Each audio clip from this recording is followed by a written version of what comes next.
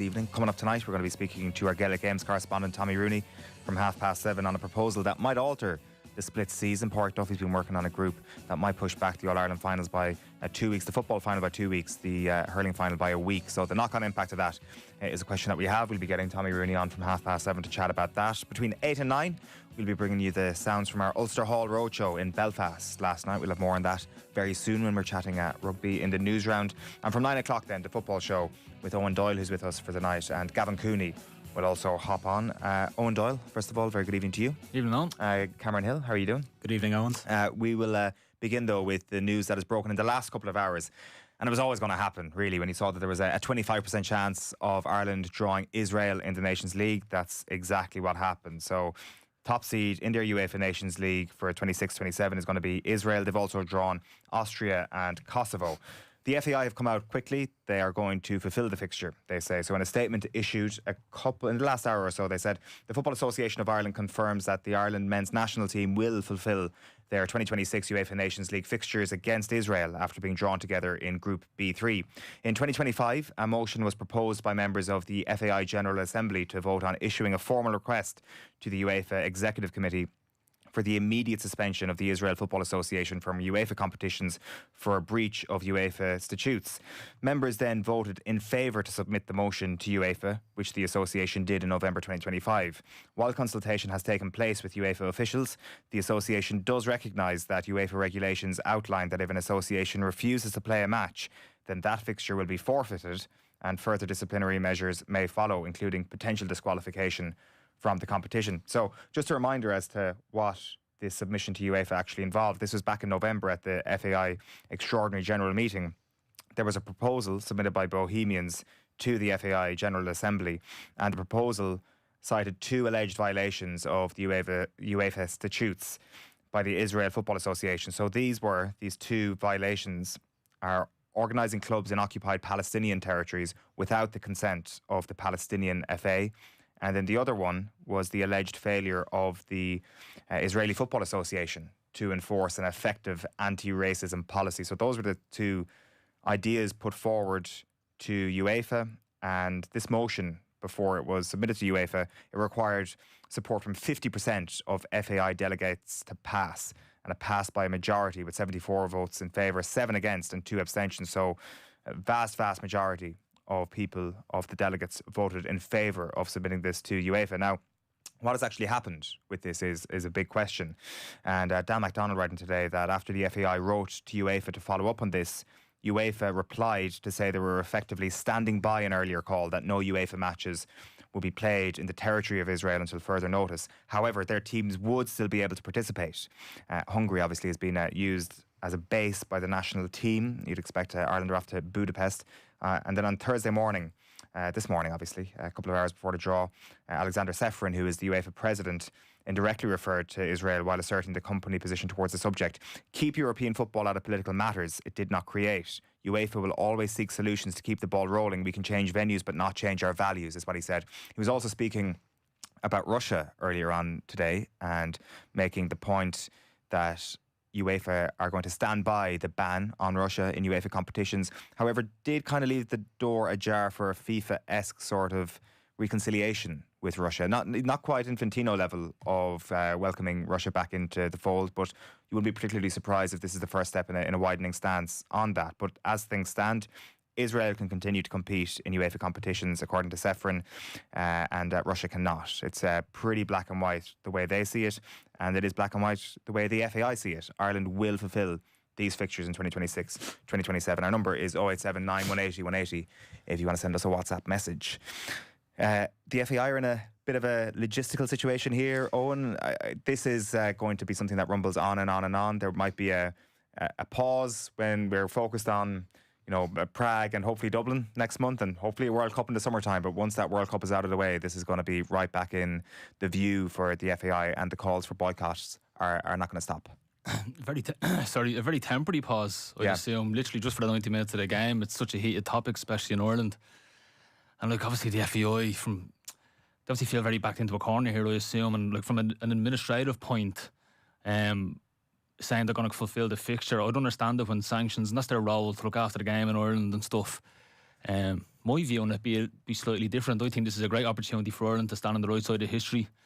Over 40,000 women and children killed by the IDF in Israel. Over 450 footballers, many of them children, have been killed. And like the greater scheme of things, sporting sanctions are temporary. The loss of all these lives are permanent. I think it's a really, really good opportunity for Ireland in particular to stand up here and boycott this. Before a boycott, I understand the FAI's approach to this. It's putting an awful lot of people in a really uncomfortable position, players, managers, all the likes. What will it take to change their stance on this is a big question I'd have. Is it overwhelming national sentiment against these fixtures taking place? Because right now it's a fairly straight thing where it's like we are going to suffer the consequences of this on the football pitch down the line if we don't fulfil these fixtures. Yeah, I think the sanctions being labelled out black and white will be first and foremost what they'll be looking at, I'd assume. I think they need to ask them questions, I think. What does happen if we do boycott this game? Like, what will you do to us if we boycott this game? That's important because we don't know. We just hear things like fines, sanctions, maybe expelled from future tournaments. But like, let's have it. Like, what will you do to us if we do boycott this game? Take Euro 2028 off us. Yeah, you never know. Like, you never know. Obviously, from the association's point of view, like financially, that's disastrous. You know. Yeah. So you're at the beck and call of UEFA here if something like that was to come down on them. But listen, like player unrest, management unrest, fan unrest, all that stuff is going to be loud and proud now. Maybe not so much from the playing staff and the management, maybe, but certainly from the fans and the people of Ireland. There's a lot of noise going to be created. We've had this conversation quite a bit when it comes to the national women's basketball team who've been in fixtures against Israel. Obviously went forward with playing them, and the question around the opportunity for boycott is definitely something that I'm very interested in, because I think every organisation will hope that they're not the first ones. Every organisation will look to either a different country or to a different sporting organisation and hope that somebody else leads the way, and then it becomes a bit of a movement, and then it becomes a normalised boycott. Because there hasn't been a big example of this. I'm sure there's been minor examples in sport, but in terms of big movements that have happened on this front, the Republic of Ireland as an association now has the opportunity to be the first and to actually lead a movement on this front. Whether or not they'll do it, I'm not sure. I presume these fixtures will take place in a neutral venue. It'll happen in Budapest and maybe in Dublin with no away fans. But I do wonder, will they consider the opportunity here, given what their own members have tried to put forward to UEFA and have put forward to UEFA last November from that EGM. I wonder, will they consider the sentiment within Ireland and within the FAI to actually do something extraordinary here? Because I don't want to say that there isn't going to be a boycott, but I think it would be an extraordinary step at this stage. Well, whatever happens in terms of the fulfilment of the fixtures, it's going to be so. I'm really interested to see how Ireland fans react to this, and if that game takes place in the Aviva Stadium, what kind of turnout there is, regardless of the away fans and the sort of stipulations around that, because there was an incredibly large and vocal support of boycotting the Irish women's basketball team and calling on the players, not just the Basketball Ireland, to do the right thing and not play this game. And some players made that choice, and they have that. They were right to, and you know, the various different oppositions, they were right to have their stance on it, and other players decided to play the game, and they're entitled to that choice too. But there was a lot of people questioning whether that game should go ahead, and the scruples and morals of Basketball Ireland and whether anyone would attend that. I would say, no disrespect to Basketball Ireland or Irish basketball, this is the biggest scale it could possibly take place on. Yeah. And, you know, what happens? How is the fan reaction? How is the public reaction to this? That's the one for me. As you say, the FAI have made their position clear, and the stakes of potentially having the hosting of Euro 2028 being taken off you, like that's a significant factor in all this, you'd have to assume. But yeah, it's just, I don't know. I think what happens here is that everybody kicks responsibility up. So I think FAI, when they look for guidance on this, if they're open to changing their minds, sure, they might listen to their members to push them in that direction, but they'll be looking up. They'll be looking to the Irish government, and they'll be looking to UEFA for guidance on this. Now, UEFA, as we've seen today, are pretty clear on this. If they kick this up to the Irish government, you'd wonder what their response to this will be, because that brings in the Euro 2028 question as well. They're like, you're going to do what to the Exchequer, which shouldn't come into play here at all if you're serious about a boycott. But I suspect that might be a conversation that will have when the protests around this fixture inevitably and rightly so reach fever pitch. It's very, very difficult. It feels very dangerous. It feels like a very dangerous thing to happen, for this game to happen.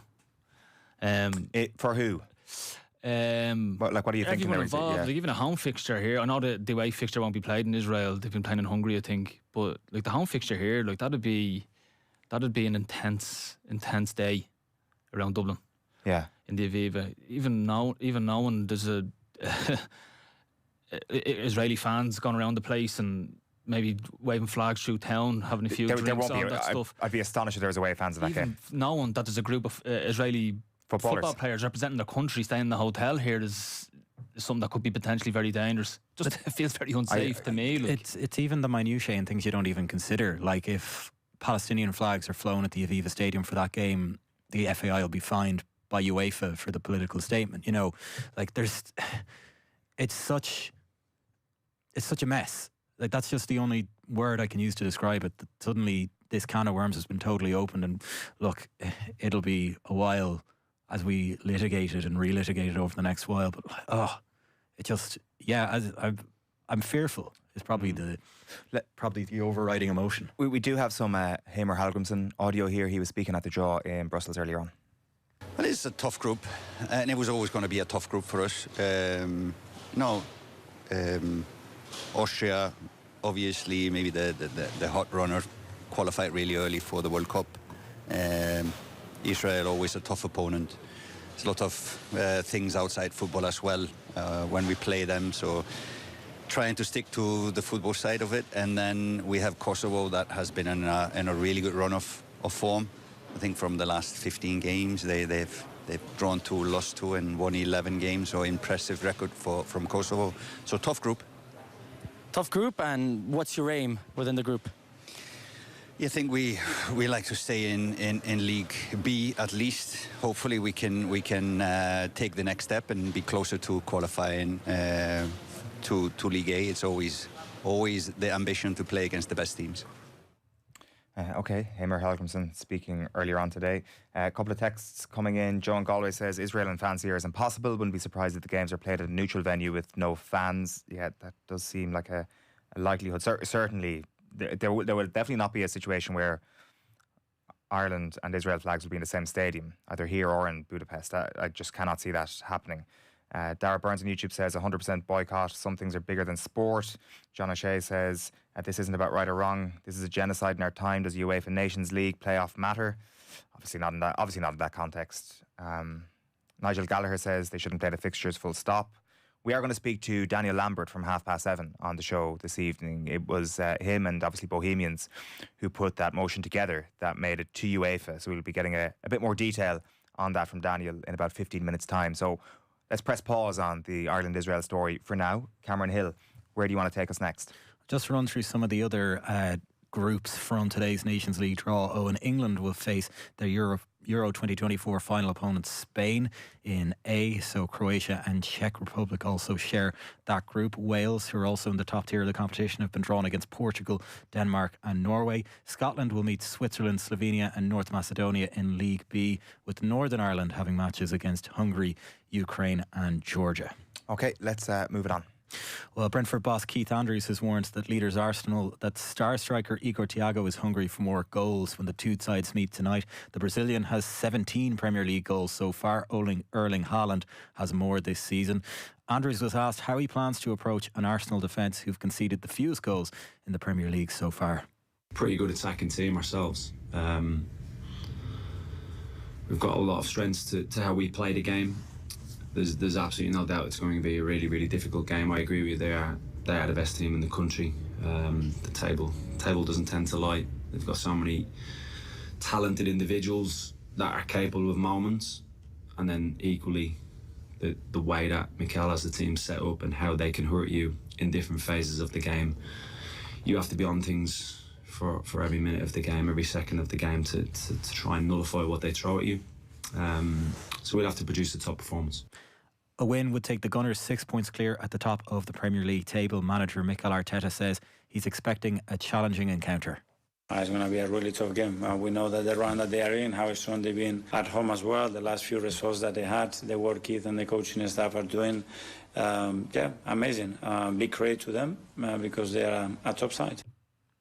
Team news from that game. So there's one change to the Brentford side tonight. Yehor Yarmiluk coming in for Jordan Henderson. Nathan Collins on the bench for Keith Andrews' side tonight. 4 changes to the Arsenal side that beat Sunderland 4-0 at the weekend. Christian Mosquero, Piero Hincapié, Eberici Eze and Victor Gyökeres coming into the starting lineup. There's also a boost with Bukayo Saka and Martin Odegaard on the bench after respective injuries. What do you think is going to happen here, Owen? This feels like a significant enough game. I know every game feels significant when a team is trying to hunt down their first title in 20 years, but it just kind of gets the sense that if they can get all 3 points away at Brentford, a team that are flying at the moment, that's a big message right back to Manchester City after last night. Yeah, absolutely. Yeah, we're all Keith Andrews tonight, aren't we? Team Keith Andrews. So maybe not you. I'm on the fence on all matters that people can take opinions on. I like all Premier League teams. Would you sacrifice 3 points now for Keith Andrews to win, but Arsenal to win the league? Obviously you would. Yeah. Yeah. I was at the reverse fixture of this actually, and I remember Keith Andrews left Nathan Collins on the bench, resting him on that occasion. Thiago was left on the bench that night and certainly wasn't his strongest team. It was pre-Christmas, a build-up of fixtures, and they really troubled Arsenal. They should have gone 1-0 up there. I remember there was a really good opportunity from a set piece early on. So this is going to be a very sticky fixture for Arsenal. It's not quite like that Leeds situation 2 weeks ago where kind of once one goes in, they tend to kind of sort of fade away. And to be fair, something similar happened with Sunderland last weekend. I'm not sure Brentford have that flakiness in them. Do you think Thiago's your answer, Arsenal's answer to having a proper striker? Is Arsenal's proper striker not called Victor Gyökeres? You tell me. I mean, as an Arsenal fan. If you've got short-term memery and 2026 is the only thing you're judging off, there's no better striker in the league, Owen. Yeah, okay, fair enough. We'll see. I don't know. Like he has started this calendar year quite well. I think he's starting to turn a corner. Quite where that actually is going to end up, I'm not sure. Is that going to become a 20-goal-a-season Premier League striker? Maybe not. But stranger things have happened. Like if he keeps up this rate of scoring, you're looking at him at the start of next season being like, he's definitely not a problem in this squad, regardless of how the season ends. Cameron, where do you want to take us next? Well, an 8 o'clock start at the GTEC Community Stadium tonight for that potential Manager of the Year derby. First up in rugby today, Ulster's Cormac Izuchukwu and Rob Balakoon are both named to start Ireland's Six Nations clash with Italy on Saturday. 6 changes from the defeat to France this time last week. Craig Casey, Jack Conan, James Lowe and James Ryan also starting that game at the Aviva Stadium. Tyke Byrne drops to the bench with Josh van der Fleer left out of the matchday squad altogether, and there's a possible international debut for Munster's Edwin Adogbo. He's named among the replacements. Head coach Andy Farrell says he's pleased with how his team responded in training this week after a tough night in Paris. Yeah, very happy because nobody was holding back. So there's a lot of honesty there. There's no excuses.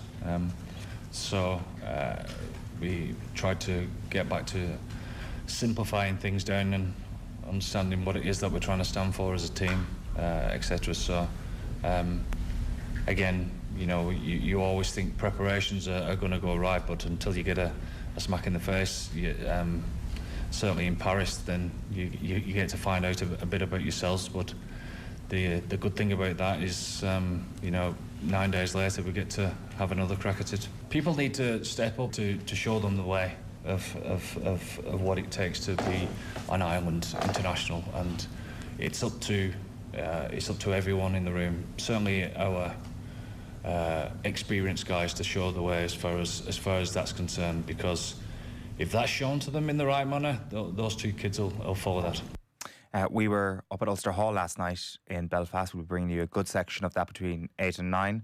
And word had just filtered through before we went on stage that Rob Balakoon and Cormac Izuchukwu were about to start for Ireland. So the crowd were in uproarious form, needless to say. We had Stephen Ferris and Andrew Trimble up there alongside Brian O'Driscoll and Alan Quinlan and Fiona Hayes. It was an absolutely brilliant night. Ulster Hall is just a stunningly beautiful place. I mean, way too beautiful for mugs like my own to be sitting up there in an armchair talking about rugby. But thankfully there was lots of sense coming from our guests, and they were in spectacular form. Made famous by Rory Gallagher. He was one of the few Irish acts who would cross the border from south to north during the Troubles and play in Ulster Hall. So Right. An iconic music venue and venue generally. So yeah, you've joined history there, Owen. That's it, exactly. That's exactly what was top of my mind. Thank you very much for that little ego boost, Cameron. This team, really interesting. He has, to all intents and purposes, wielded the axe. Yeah, Josh van der Fleer will feel it's that. Yeah, well, I don't know. How does he feel? Does it kind of just deserts? Josh van der Fleer tends to be quite frank and candid about when he's dropped and feels when it's deserved or otherwise. But yeah, it's a really, really interesting team. I think Isachukwu going into 6 means that Doris will play at 7 tomorrow or on Saturday, and Jack Conan will take up the number 8 shirt. So, he's taken out his wings as well. Tommy O'Brien and Jacob Stockdale paying the price for a tough night in the air, and James Lowe coming in as well with Rob Balakoon on the right.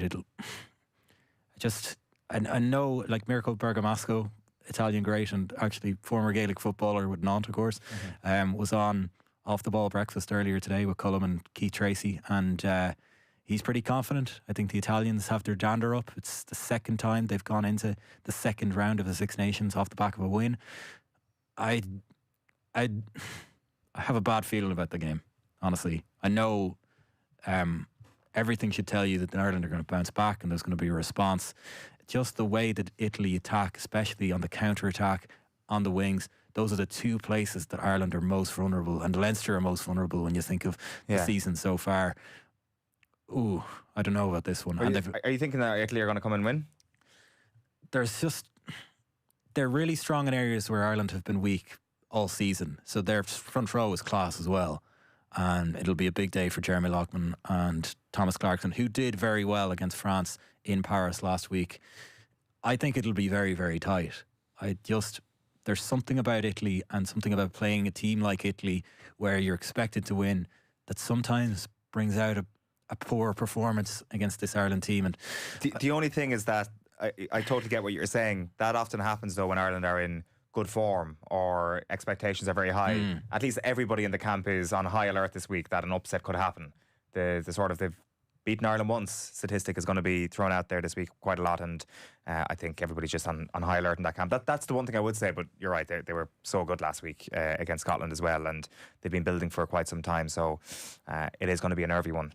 Do you want to run us through some of the rest of the day's news before you wrap up, Cameron? Yeah, so we've got another game in the Women's Champions League this evening in the last 16. Manchester United kicking off away to Atletico Madrid at 8 o'clock for the first leg there. Dundalk have signed Shelbourne teenager Tyreek Wilson, Shelbourne defender, I should say, Tyreek Wilson, on a permanent deal. The Dubliner made 91 appearances for the Reds, having joined in late 2022, was a key part of their title-winning squad. In 24, he joins brother John Ross at Oriel Park this season. And Italy secured their first ever win at a major cricket tournament with a 10-wicket thrashing of Nepal at the T20 World Cup today. They bowled the Nepalese out for 123 runs before brothers Justin and Anthony Mosca racked up 97 runs between them after 10 overs. Italy, who count Irish cricket great Kevin O'Brien among their coaching staff, reached their target with 7.2 overs to spare. It puts them above England in Pool C. The English slipped to 4th yesterday after defeat to the West Indies. They were calling that the Kevin O'Brien derby all week long because, of course, as you guys well know, he would have carved out a section of his career in Kathmandu, and he was living in Kathmandu playing for a different team in Nepal. But he's a legend of the game out there.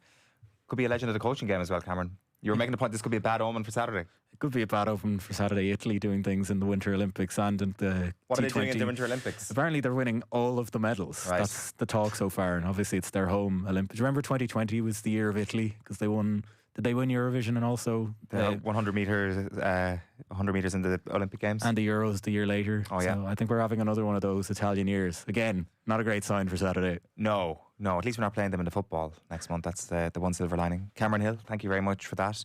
Eoin Doyle, you'll be with us for the evening till the bitter end as we're watching Arsenal versus Brentford a little later on in the football show. After 9 o'clock, Gavin Cooney's going to talk to us about Republic of Ireland drawing Israel, and we're going to stick with that after ads as well here because Daniel Lambert of Bohemians is going to join us on the line. Before all that, it's time for the Cash Machine. News Talks Cash Machine. Now, there's another huge amount to be won on the Cash Machine on Friday, and this one might be familiar. The number you need to know is still €200,000 exactly. And there are two ways you can enter. You can visit newstalk.com/cash machine, where you can enter online, or you can text play to 57557. That's 57557. You have to get your entry in by 3 p.m. on Friday.